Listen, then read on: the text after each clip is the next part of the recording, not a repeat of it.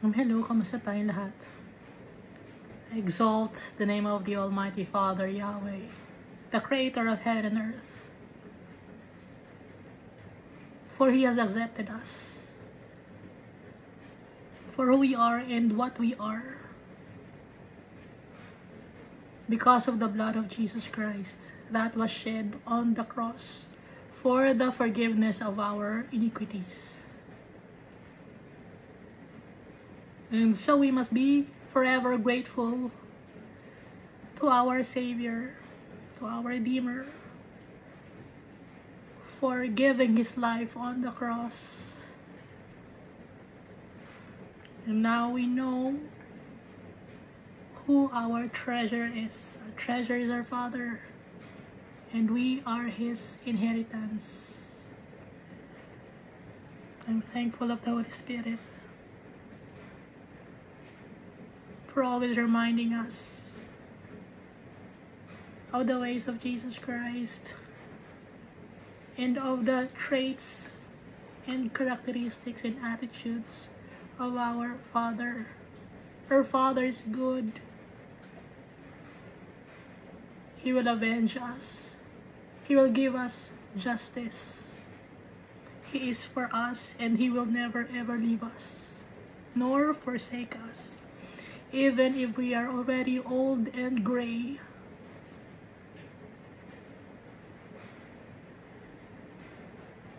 So before we read 1 Kings chapter 3, because we've already finished reading 1 Kings chapter 2, so we'll read first Psalm chapter 139 verses 1 to 6. Alam natin itong psalm. David wrote it, and he was inspired by the Holy Spirit. And so, si Almighty Father din ang author ng Book of Psalms. O Book of Psalm. Kasi Psalms kasi madami siyang mga poems na songs. Usually kasi, yung mga songs galing sa mga poems, no? At nilalagyan lang ng lyrics para maging songs. So Psalm 139 verses 1 to 6. O Lord, you have searched me and known me. You know my sitting down and my rising up. You understand my thought afar off. You comprehend my path and my lying down, and are acquainted with all my ways. For there is not a word on my tongue, but behold, O Lord, you know it altogether. You have hedged me behind and before, and laid your hand upon me. Such knowledge is too wonderful for me. It is high, I cannot attain it.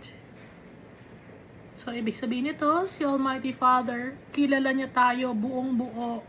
Kung kailan tayo gigising, kung kailan tayo kakain, kung ano ang gagawin natin. Naiintindihan niya tayo kahit nandito tayo sa earth. Nakikita tayo ni Almighty Father.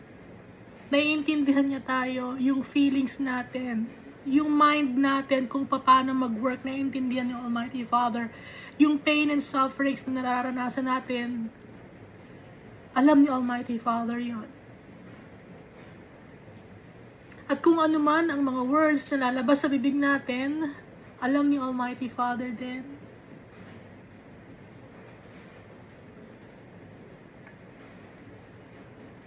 Kaya walang makakapag-comprehend sa wisdom and knowledge of our Father, because it is high, I cannot attain it. Hindi natin maiintindihan dahil si Almighty Father, His wisdom and knowledge is high. And vast, malawak, no?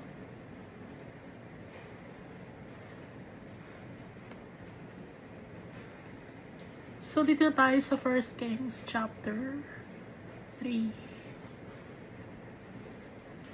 So, alam na ngayon natin na yung 1 Samuel, yon ay yung tungkol kay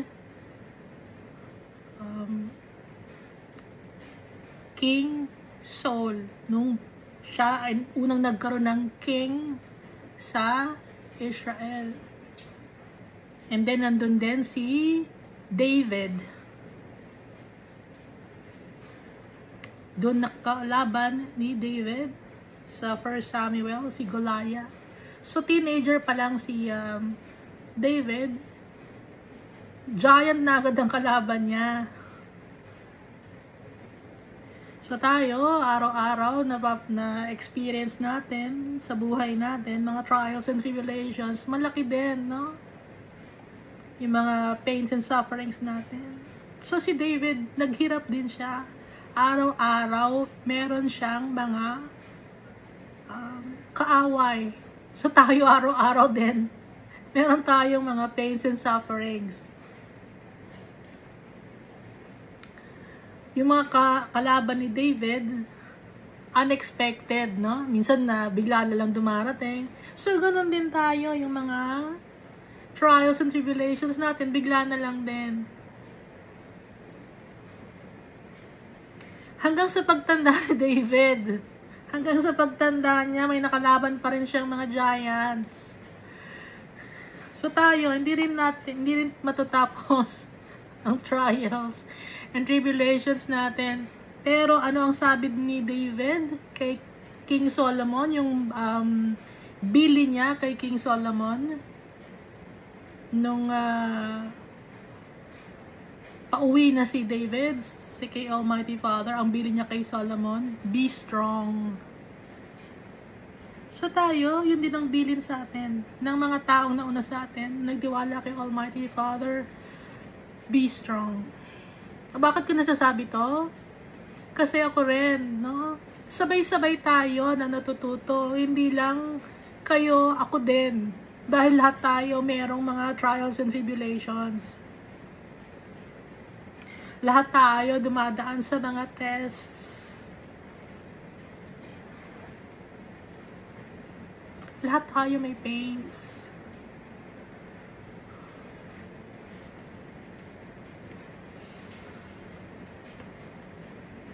Lahat tayo may trauma, no? Traumatized tayo. So, si David traumatized siya. Kaya nga, nung sa 2 Samuel, yung last chapter, 2 Samuel chapter 24, pinabilang niya ang mga valiant men in all of Israel. Dahil natatakot siya na baka may makalaban na naman sila. So, ganun din tayo. So, anong gagawin? Magtitiwala tayo sa tatay natin. You must have faith in our Father. So, kinakausap ko rin ang sarili ko, Iska, para sa ito.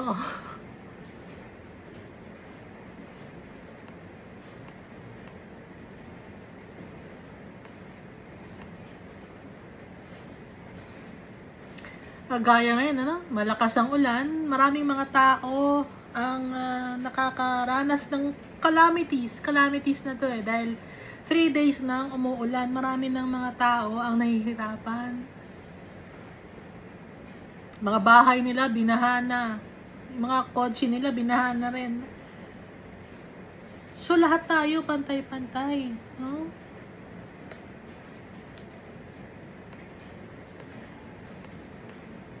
Alam ni Almighty Father lahat ang pinagdadaanan natin, but our Father wants us to be strong, to be like Jesus. So yung pinagdadaanan natin ngayon, wala pa sa kalingkingan ng pinagdaanan ni Jesus Christ.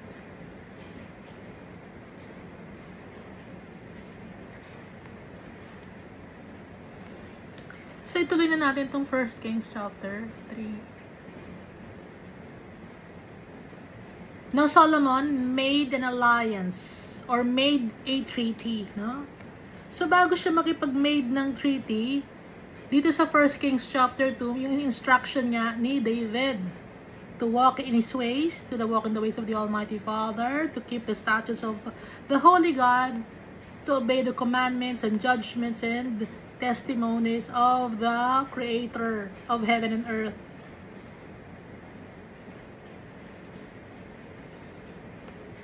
Dahil, if we walk in the ways of our Father, He will bless us.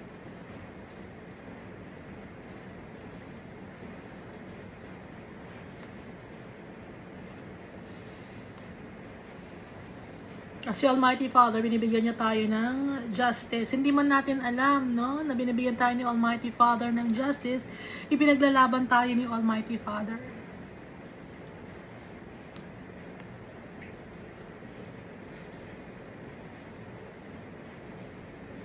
Alam niyo mas mahirap basahin itong mga testimonies ni David tsaka Solomon.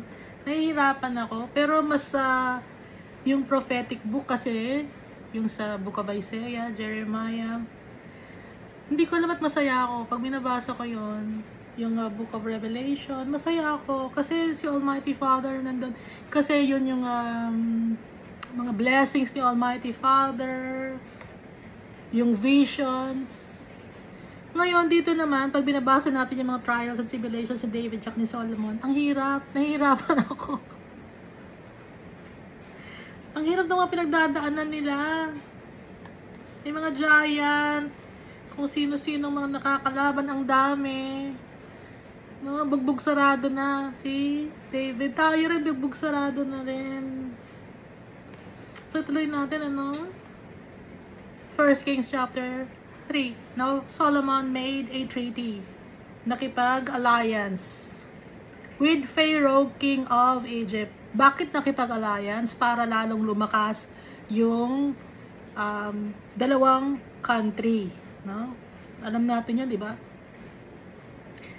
Kaya para magkaroon sila ng alliance or a treaty, pakikipagkasundo, ibinigay ngayon ng Pharaoh yung kanyang daughter. And married Pharaoh's daughter. No? Yun kasi ang pakikipagkasundo nun. Para maging isang family, maging solid.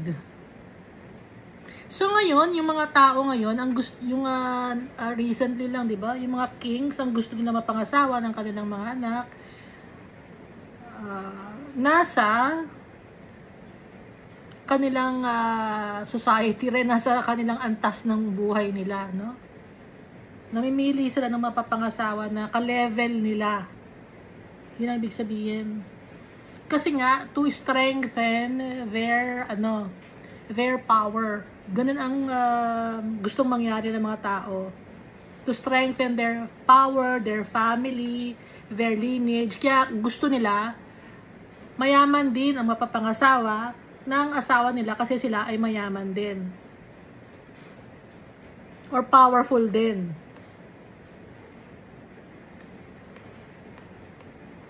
Kaya yung mga tao, di ba, gusto nilang mag-asawa ng mayaman kasi para sila umangat din sa buhay. Ganun ang nangyayari, no? So, tuloy natin. Now, Solomon made an alliance or a treaty with Pharaoh, king of Egypt, and married Pharaoh's daughter. Walang name na nakalagay dito. So, si Solomon, meron na siyang asawa, hindi lang binabanggit dito, pero naging asawa pa rin niya yung daughter ng Pharaoh. So, para gusto nilang dumikit kasi kay Solomon. Kaya sa kakadikit kay Solomon, ang naging wives ni Solomon, 700 wives and 300 concubines. Ituloy muna natin to, no? So, isa sa mga asawa ni Solomon ay si Pharaoh's daughter. Then, he brought her to the city of David, until he had finished building his own house, in the house of the Lord, and the wall all around Jerusalem. Hanggang sa matapos yung kanyang bahay. Meanwhile, the people sacrificed at the high places, mga mountainous area, because there was no house built for the name of the Lord until those days. Walang temple nung time na yon. Yung Ark of the Covenant or Ark of God nasa tent. So walang physical structure na matatawag na gawa sa kahoy or gawa sa concrete na temple. Ang gawa sa tent ang kung saan nakalagay yung altar. Kaya nagsasacrifice ang mga tao sa high places. Si Abraham, nagpunta siya sa land of Moriah or sa Mount Moriah, no? Doon niya dapat isa-sacrifice si Isaac. Tapos si Moses naman, di ba, sa Mount Sinai?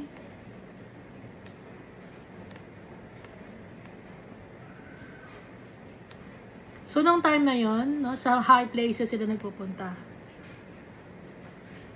Although merong altar, tsaka tabernacle, tent na nandun yung Ark of God, gusto nila sa mataas na lugar mag-sacrifice yung itong si Solomon.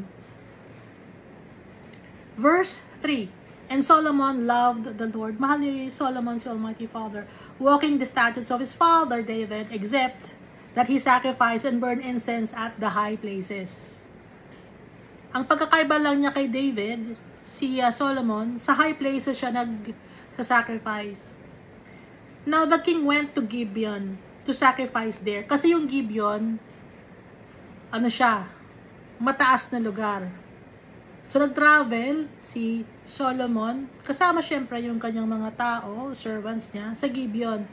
At saka yung high priest to sacrifice there, for that was the great high place. So it's a mountainous area, yung Gibeon. Solomon offered 1,000 burnt offerings on that altar. Imagine 1,000 burnt offerings. So 1,000 animals ang dala-dala nila. So marami ring mga servants na dala-dala.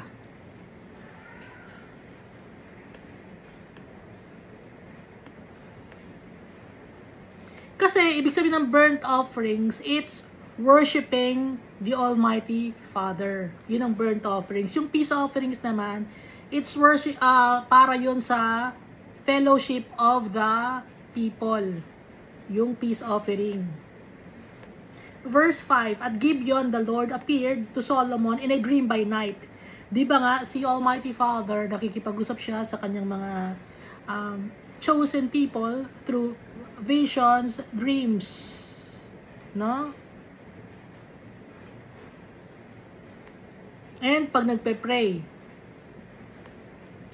So, nung time na to, si Almighty Father, kinausap niya si Solomon sa dream. Kasi nga, malayo itong Gibeon. Pag nilakad dito, 3 hours and 10 minutes from Jerusalem. So, at saka madami sila. So, syempre, nakakapagod. Doon na lang sila matutulog. Kasi burnt offerings nila, 1,000 burnt offerings, no? Madami. So, at Gibeon, the Lord appeared to Solomon in a dream by night. And God said, ask, what shall I give you? Magtanong ka sa akin, anong gusto mong ibigay ko sa'yo? Verse 6, and Solomon said, you have shown great mercy to your servant David, my father, because he walked before you in truth, in righteousness, and in uprightness of heart with you. So ito, kaya tinatanong ni Almighty Father, si Solomon, it was a test. But of course, kaya tinatanong ni Almighty Father, pero alam na ni Almighty Father kung ano ang hihilingin ni Solomon. Kaya nga, di ba dito sa 1 Kings chapter 2, sinabi ni David sa kanyang anak, you are a wise man. Wise ka na. So, bago pa man si Solomon humingi ng wisdom kay Almighty Father, wise na siya. Ibinigay na ni Almighty Father sa kanya yung wisdom. Kaya nga nanghihingi si Solomon ng wisdom, it's because he's wise already. Hindi ka makakapaghingi ng wisdom kay Almighty Father kung hindi ka pa wise, dahil yun ang wisest decision that we will make. Naintindihan natin, ano? And Solomon said, you have shown great mercy to your servant David, my father, because he walked before you in truth, in righteousness, and in uprightness of heart with you.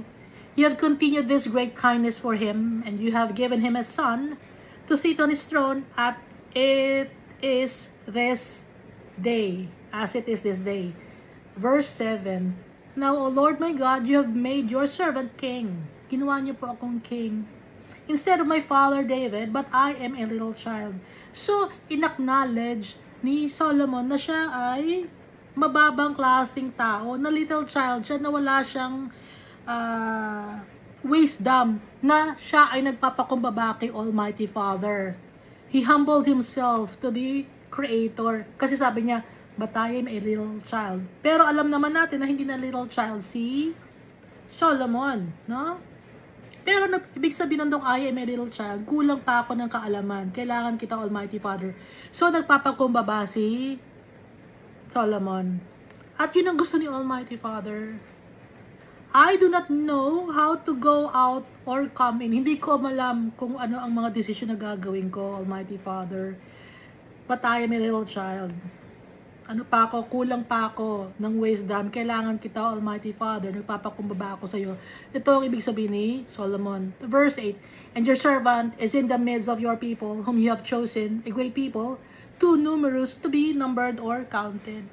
At ako ang iyong servant na mamamahala sa iyong mga piniling mga tao. Napakadami nila. Paano ang gagawin ko? Hindi ako marunong. Sabi ni Solomon. Verse 9, therefore, give to your servant an understanding heart to judge your people, that I may discern between good and evil, for who is able to judge this great people of yours? Hindi ako marunong mag-judge ng mga tao. Bigyan niyo po ako ng kaintindihan ng puso para ma-judge ko yung mga tao. Understanding heart ang gusto ni Solomon. Kasi pag sinasabing wisdom, kasama yung heart doon. Pero pag knowledge, utak lang yun, ano? Pero pag sinabing wisdom, kasama na yung knowledge sa heart. So yun ang wisdom. That I may discern between good and evil, for who is able to judge this great people of yours. So yun mismo, wisdom in itself na, yung paghihingi ng wisdom kay Almighty Father.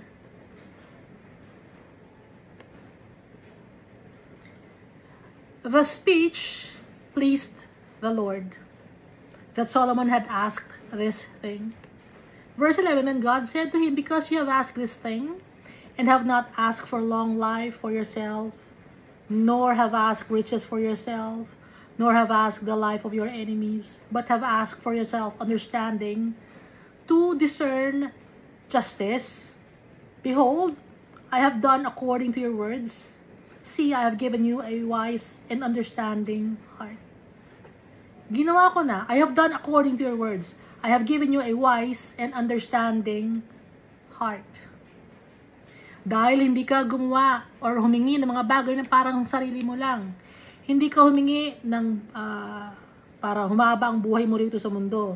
Hindi ka humingi ng kayamanan. Hindi ka humingi ng revenge, no? Para patayin ang mga kaaway mo. Hindi yun ang hiningi mo.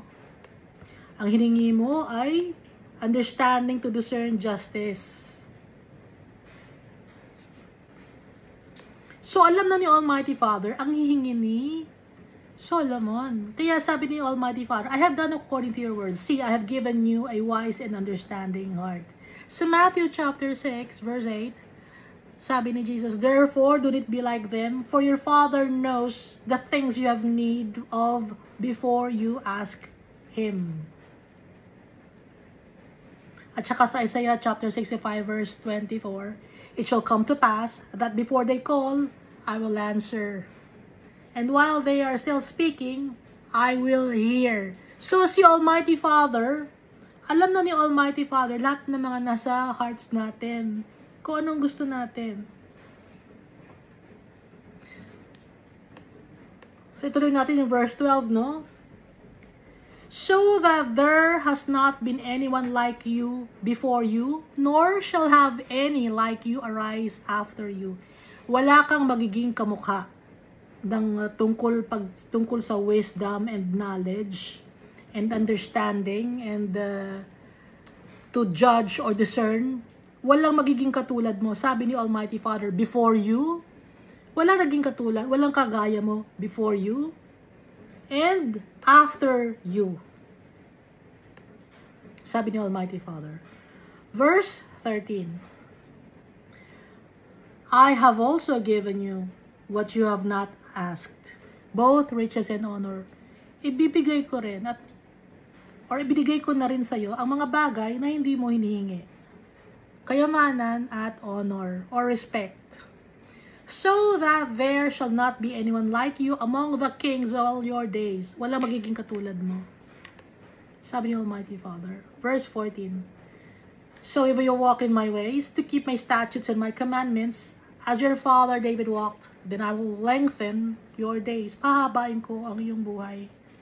If you will obey me, sabi ni Almighty Father, gaya ng tatay mo na sinunod ang aking mga commandments.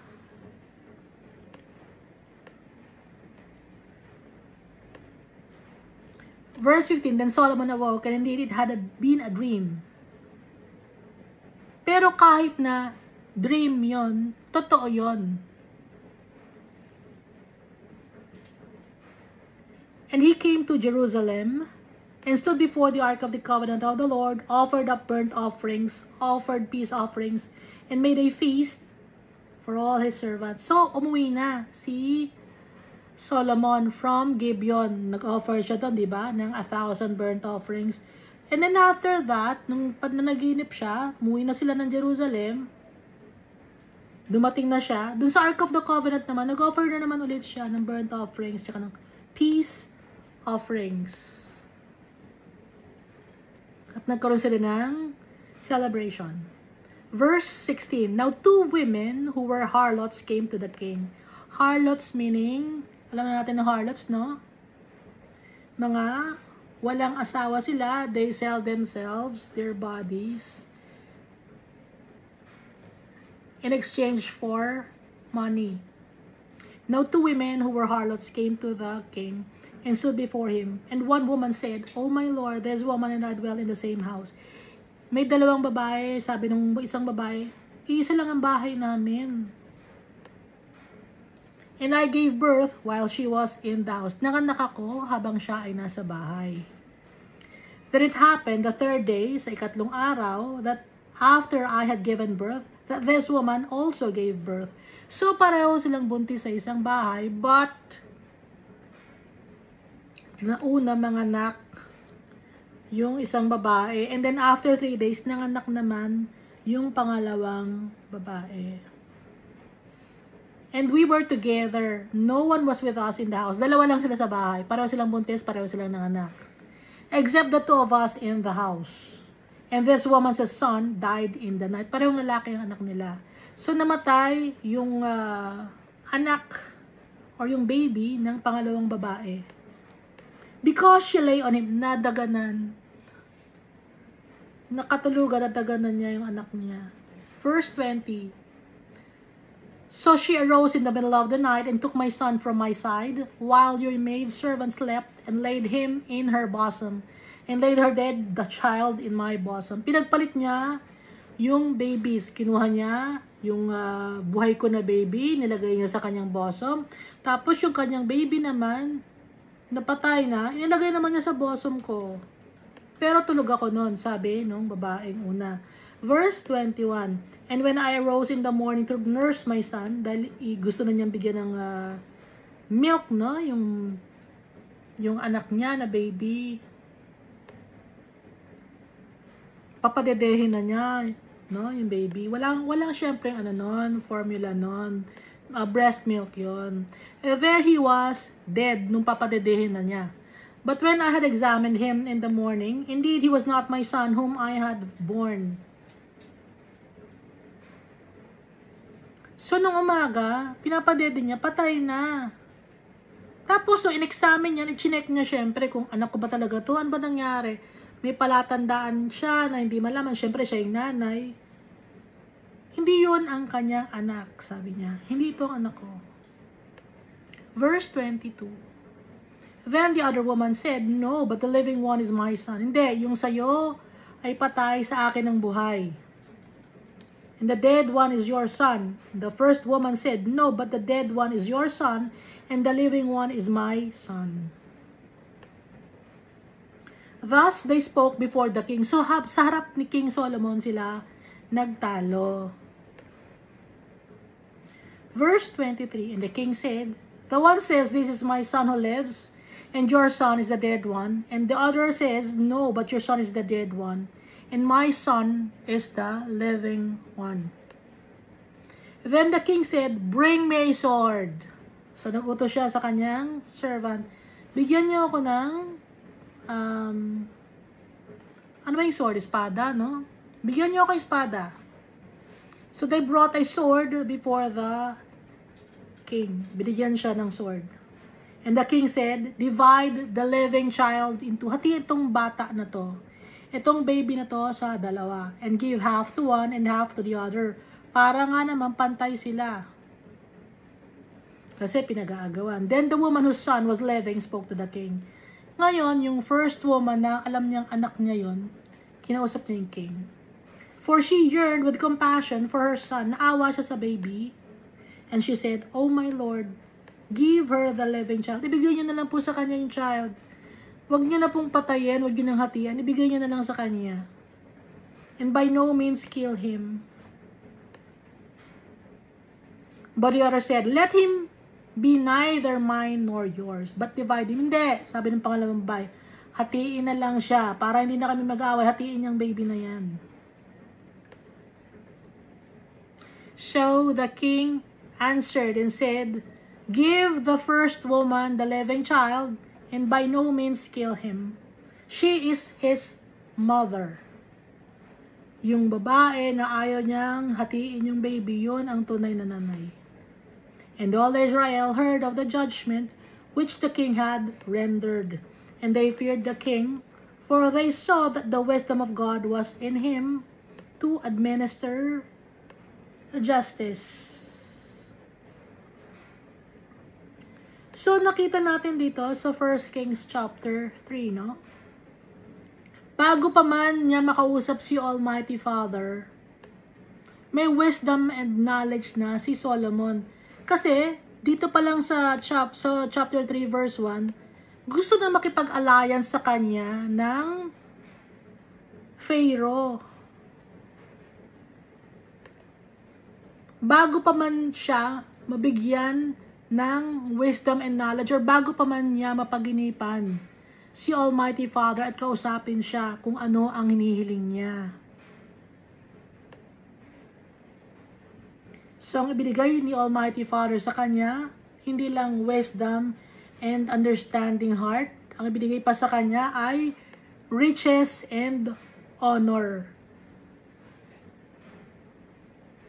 At walang magiging kagaya si Solomon before him or after him.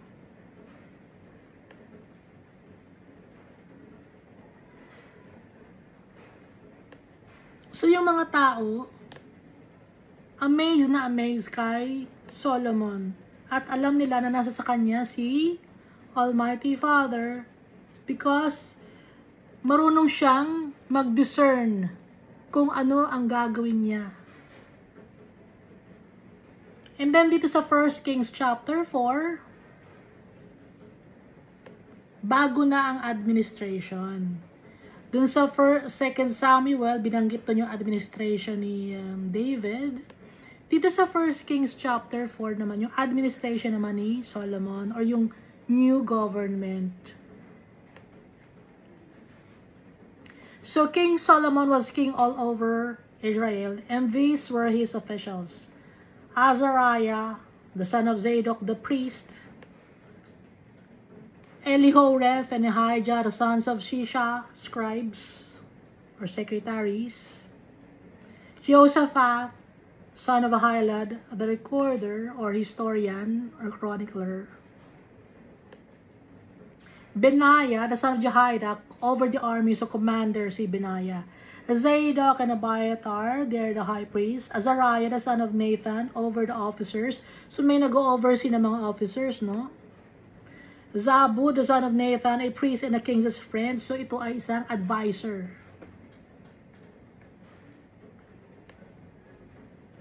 Ahishar, over the household. So, nag-oversee ng household ni Solomon dahil marami sila. Kung ano ang ihahanda, kung ano ang mga animals na ipe-prepare, kung ano yung mga everyday na gagawin ni Solomon. And Adoniram, the son of Abda, over the labor force. So, meron ding HR. And Solomon had 12 governors over all Israel, who provided food for the king and his household. Each one made provision for 1 month of the year. 12 governors for 12 months. Yung 12 governors na yon, bawat isang governor, isang buwan, sila ang magpo-provide ng provision. Provision, or ibig sabihin nun, mga pagkain. Flour, mga cattle and sheep, ganon, lahat. Bawat isang governor. So, merong 12 governors. Ngayon, tong 12 governors na to, hindi to nahahati by tribe, no? Kasi, yung tribe of Dan, hindi sila makakapag-provide dahil maliit lang ang kanilang population at saka hindi sila kasing laki na makakapag-provide ng madami compared sa ibang mga tribes.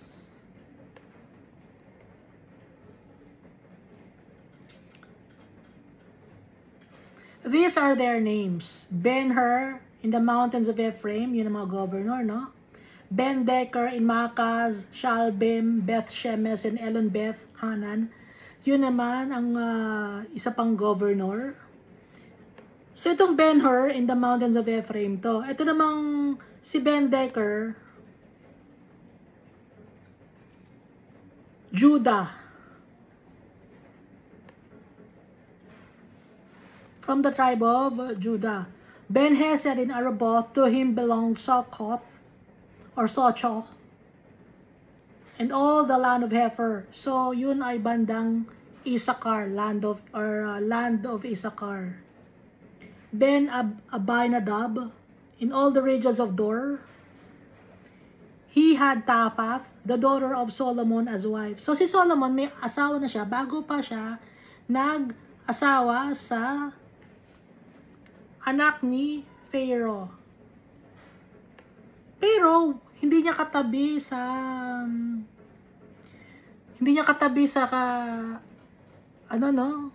throne yung kanyang asawa dahil madami. Kaya ang may throne lang ay si Bathsheba, kasi yun ang nanay niya. Verse 12, Baana, the son of Ahilah, in Tanak, Megiddo, and all Bethshan, which is beside Zartan below Jezreel, from Bethshan to Abel Beholah, as far as the other side of Jokneam. So ito ay bandang tribe of Manasseh. Ben-Geber in Ramoth, Gilead, to him belong the towns of Jair, the son of Manasseh, in Gilead. To him also belonged the region of Argob in Bashan, 60 large cities with walls and bronze gate bars. So, mayaman na lugar, bronze gate bars. Ahinadab, the son of Edo, in Mahanaim, so bandang Gad yun, sa other side of the Jordan River. Ahimaaz in Naphtali. He also took Basemath, the daughter of Solomon, as wife. So, dalawang anak ni Solomon na babae, si Basemath at si Tapas. Ito naman si Basemath, ang asawa niya ay si Ahimaaz. Baana, the son of Hushai, in Asher naman, and Aloth. Josaphat, the son of Paruah, in Issachar. Shimei, the son of Elah, in Benjamin. Geber, the son of Uri, in the land of Gilead, in the country of Sihon, king of the Amorites, and of Og, king of Bashan. So, other side of the Jordan River naman to, sa part ng lower part, sa may bandang Reuben. He was the only governor who was in the land. So, itong mga 12 governors na to, sila ang nagpo-provide ng food for King Solomon. Each month, each governor ang po-provide. Kaya hindi nabanggit yung tribe of Dan, kasi nga, maliit lang yung kanilang tribe. And then yung tribe of Levi, hindi nabanggit, kasi nga, yung tribe of Levi, wala silang sariling land. Dahil sila ay mga lahi ng mga high priests.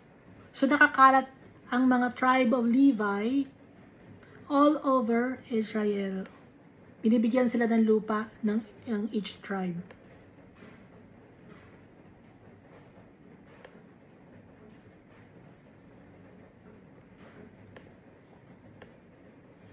Kaya nga sabi ni Almighty Father, I will give you riches and honor. Kaya ito hindi nagkukulang ng pagkain sa kingdom ni Solomon.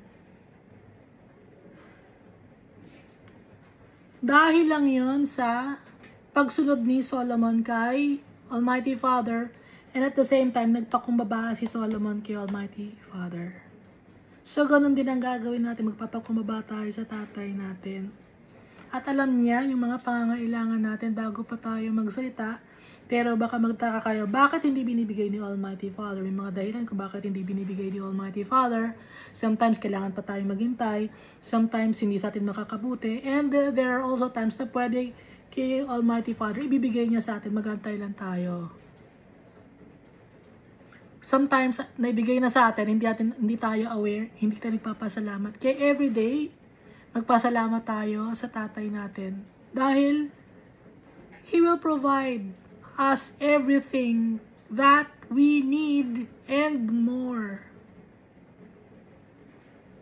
Thank you, and God loves us all so much.